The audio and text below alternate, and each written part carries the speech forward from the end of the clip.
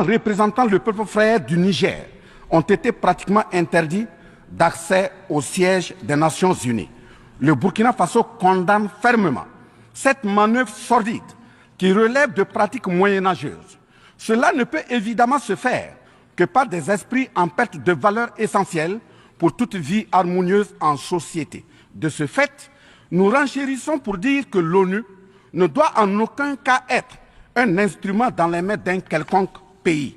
Les leaders panafricanistes qui se sont battus pour l'unité africaine, nos grands-parents qui sont tombés dignement sous les balles assassines des colons, les dignes fils africains qui se sont sacrifiés pour l'honneur sur le continent et qui ont lutté férocement contre la traite négrière et le néocolonialisme ont eu leur sommeil de guerriers perturbé pour avoir entendu qu'une poignée d'enfants égarés de l'Afrique tiennent le Niger, telle une boule de coton, à l'envahisseur afin qu'il y mette le feu. Oui, cher continent africain, une poignée de tes enfants a décidé de t'humilier et de te vilipender à travers le mensonge éhonté d'État, en commençant par le Niger. Par conséquent, je lance un appel vibrant et solennel au peuple sénégalais, béninois, nigérien, ghanéen, tchadien, ivoirien, comorien, bissau-guinéen et tous les peuples d'Afrique à se mobiliser davantage dans la fraternité et la solidarité africaine afin d'éviter que les impérialistes mettent le feu au Niger, comme le cas de la Libye. Monsieur le Président, Monsieur le Secrétaire général, distingué personnalité, j'insiste à cette tribune de l'ONU et devant le monde entier que la CEDEAO, l'Union africaine et l'ONU doivent impérativement se muer en des organisations véritables des peuples en lieu et place de structures d'une minorité de chefs d'État. Elles ne doivent pas être utilisées et instrumentalisées pour déstabiliser des pays frères en assassinant leurs leaders. Ce n'est qu'à ce prix que la charte de l'ONU et le droit international auront un sens. Enfin, parlant de la charte de l'ONU et du droit international, un conflit entre la Russie et l'Ukraine est entretenu et voulu par certaines puissances. Ainsi, plusieurs pays occidentaux, notamment les États-Unis et l'Union européenne, y ont déversé toute sorte de soutien, notamment militaire. Les populations civiles ukrainiennes, engagées comme volontaires, dont certains pilotent même des chars, sont félicités et traités de patriotes. Le Mali, le Niger et le Burkina Faso font face à une guerre qui leur a été imposée par l'impérialisme sous le couvert de terroristes de tout acabit, sémant terreur et désolation. Malgré l'existence de cette même charte des Nations Unies, avec ses principes d'égalité, de justice d'une part, et d'autre part, le même droit international invoqué à cette tribune de l'ONU, il y a nettement un fossé abyssal dans le traitement des questions. En effet, prenant le cas du Burkina Faso, les populations civiles, face aux incursions barbares et meurtrières des terroristes, ont décidé de s'engager aux côtés des forces de défense et de sécurité. Ces populations ainsi engagées, formées et encadrées par les FDS, sont appelées des volontaires pour la défense de la patrie. Ainsi, au Burkina Faso, nous avons 58 000 VDP, dont 42 000 VDP communaux et 16 000 VDP nationaux, qui combattent sur tous les fronts aux côtés des forces de défense et de sécurité, formées, encadrées, orientées par elles. Celles-ci n'agissent que sur instruction et surveillance des FDS et conformément à des textes réglementaires en vue de protéger leur vie et leurs biens. Ce sont ces patriotes que certains chefs d'État de la CEDEAO et de l'Union africaine, sur instrumentalisation de puissances impérialistes capitalistes, tentent de faire croire à la communauté internationale que ce sont des milices. C'est cela le mensonge éhonté d'État. Monsieur le Président, si la communauté internationale était honnête et sincère dans son engagement contre le terrorisme, il ne perdurera point, de sorte à ce que des populations civiles s'engagent et se forment pour assurer leur propre défense. Parlant d'un manque de franchise de cette communauté internationale, voici les exemples. Premièrement, lorsque le Mali, le Burkina Faso, le Niger et d'autres pays se sont organisés sur leurs frontières communes en mutualisant leurs forces pour faire face au terrorisme, la France est venue de nulle part imposer son instrument qu'est le G5 Sahel. Aujourd'hui, la CEDEAO, qui a subitement une force d'intervention pour établir des démocraties a annoncé un apport de 2 milliards de dollars US, mais à la création de cette G5 Sahel. Jusqu'à nos jours, à sa vaporisation, cette CEDEAO n'a pu débourser que 25 millions de dollars, 25 millions de dollars US. Où est donc le sérieux dans la défense des vies humaines prônée par la Déclaration universelle des droits de l'homme et des peuples? Deuxièmement, le Burkina Faso subit des sanctions cyniques suite au coup d'État du 30 septembre 2022. Cette nébuleuse dite communauté internationale, sous l'impulsion de la France qui est passée par ses valets locaux en Afrique, a tenté d'abord de faire nommer un Premier ministre au Burkina Faso en vain. Ensuite, ils sont passés à l'imposition de ministres dans des postes stratégiques au sein du gouvernement burkinabé en vain. Et enfin, ils ont négocié le maintien des relations afin que le capitaine Ibrahim Traoré mette en œuvre tout ce qu'ils décideront, condition sine qua non d'une durée à souhait au pouvoir. L'ayant aussi refusé, au nom de l'intérêt supérieur de son peuple, une avalanche de mesures répressives, de menaces, de tentatives de coup d'État, manœuvres immorales sont en élaboration dans des laboratoires criminels. Et malheureusement, toutes ces manœuvres et missions macabres sont pilotées en marionnettes téléguidées par des personnages de couloir présidentiel africains. C'est ainsi que même cette fameuse initiative d'Accra, sans le Mali, n'a pas fait long feu. Troisièmement, en plus des coupures d'aide, d'annulation de conventions de formation de nos forces de défense et de sécurité, nous assistons au blocage de notre matériel militaire, commandé avec la sueur de nos compatriotes, toujours sous l'impulsion de la France. En exemple, pour les vecteurs aériens nécessaires pour le contrôle et la défense du territoire, nous avons eu un contrat avec le Brésil, dont la licence d'armes devait provenir de la Belgique et le système de navigation de tir ainsi que des caméras des États-Unis d'Amérique, puis un moteur du Canada. Ces moyens sont aujourd'hui fallacieusement et cyniquement bloqués. Vous parlez de défense des droits humains à cette tribune de l'ONU. Je vous invite donc à nous livrer incessamment nos armes pour la défense et la protection de nos populations meurtries. En tout état de cause, vous êtes solennellement saisis. Et si rien n'est fait, l'histoire vous tiendra responsable de non-assistance à personne en danger.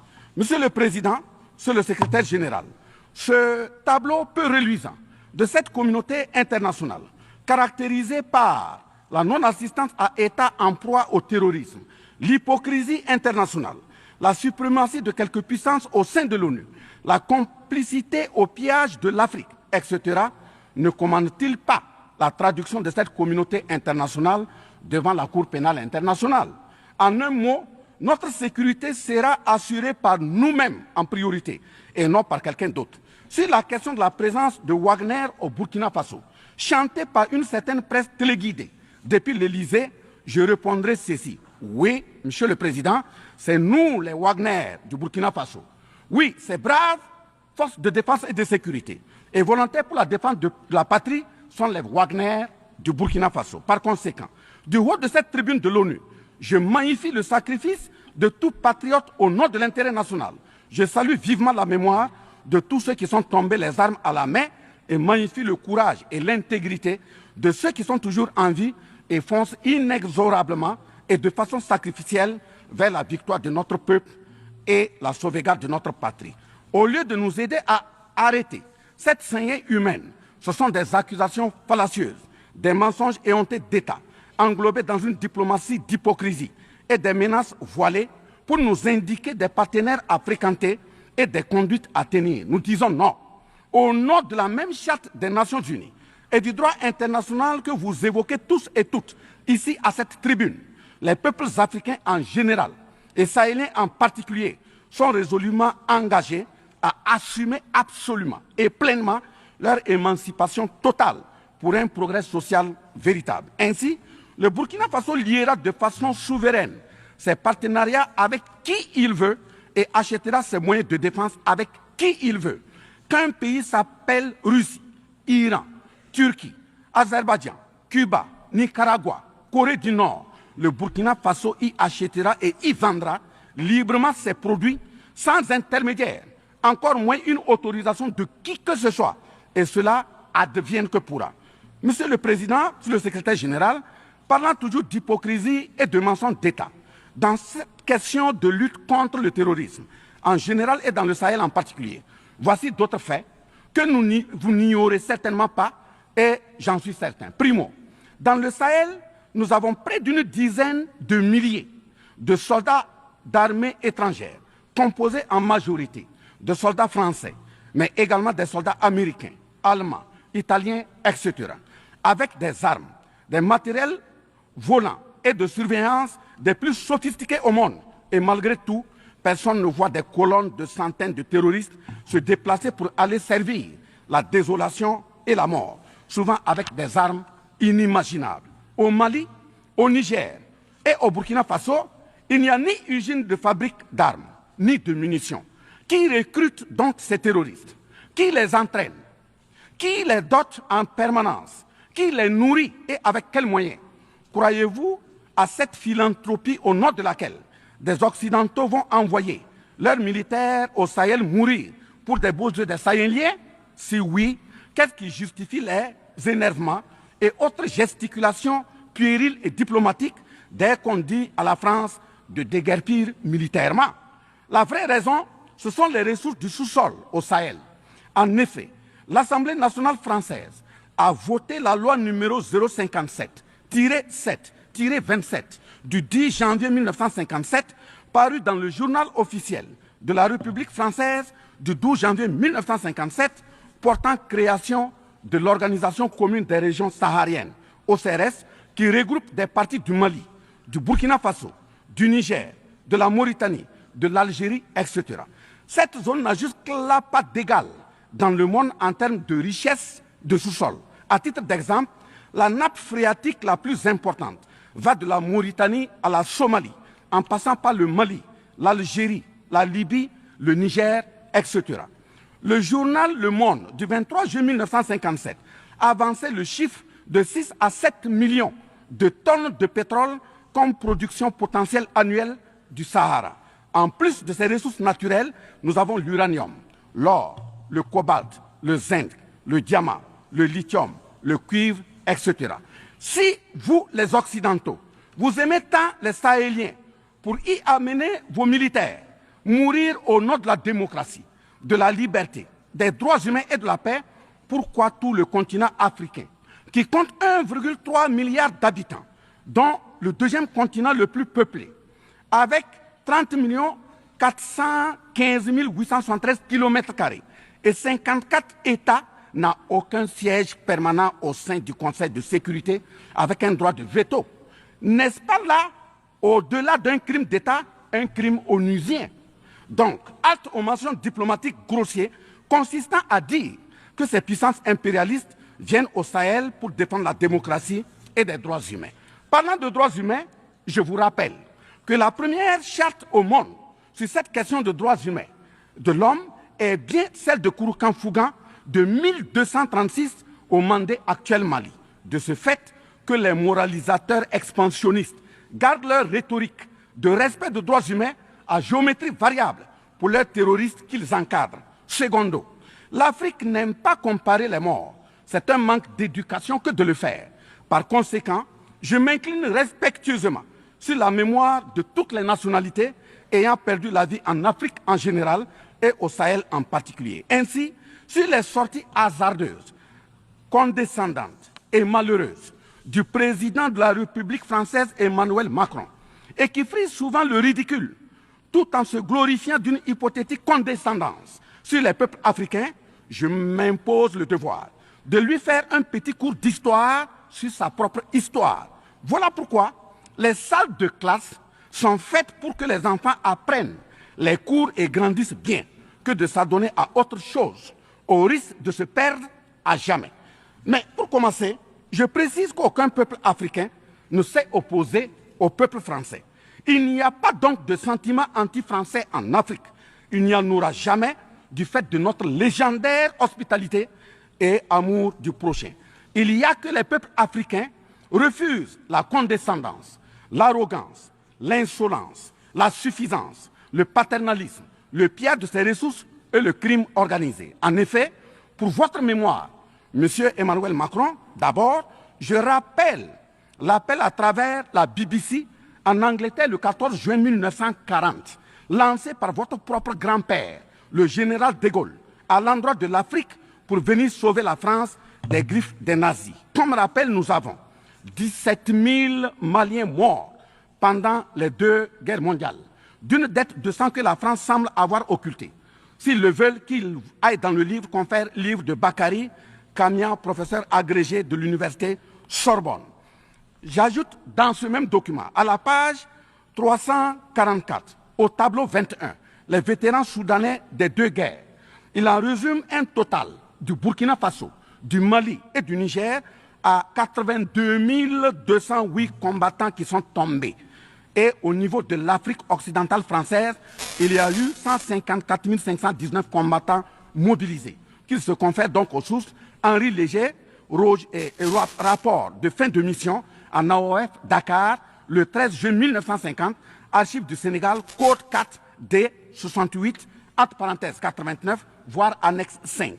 Ensuite, le 17 novembre 1986, François Mitterrand, président français d'alors, en réponse au capitaine Thomas Sankara, disait ceci, je cite, « L'Afrique a été pillée. J'ai parlé de matières premières. J'aurais dû parler des hommes. Pendant des siècles, on vous a exploité humainement. On a volé vos hommes, vos femmes, vos enfants. On s'est servi de vous. Je comprends votre refus, votre révolte, et j'approuve votre combat. Vous avez raison de refuser d'être un continent sacrifié. Le moment est venu où vous devez vous-même développer vos économies à partir de ces biens et de ces hommes. Et le devoir de ces pays qui ont profité abusivement du travail africain, c'est de restituer à l'Afrique une part de ce qui a été pris au travers des siècles derniers. » Fin de citation. Effectivement, l'Afrique a toujours été vachement pillée, mais elle reste riche en hommes, en valeur et en richesse minière. Pour preuve, parlant de ces ressources minières, l'Afrique, c'est 30% des ressources minérales mondiales, 40% des réserves d'or, 33% des réserves de diamants, 80% des réserves de coltan, 60% des réserves de cobalt, 55% des réserves en uranium, etc. C'est pour la défense ferme de cette Afrique que la jeunesse africaine est plus que jamais debout. Monsieur Macron, avez-vous encore besoin d'un peu d'histoire pour vous remémorer? Enfin, bien avant cette sortie regrettable et donc malheureuse du président français Emmanuel Macron, il s'était attaqué, comme tant d'autres de ses compatriotes politiciens, à la maternité africaine. Et là aussi, je tiens à lui rappeler que l'Allemagne compte 80 millions d'habitants environ sur une superficie de 347 000 km² face au Congo qui a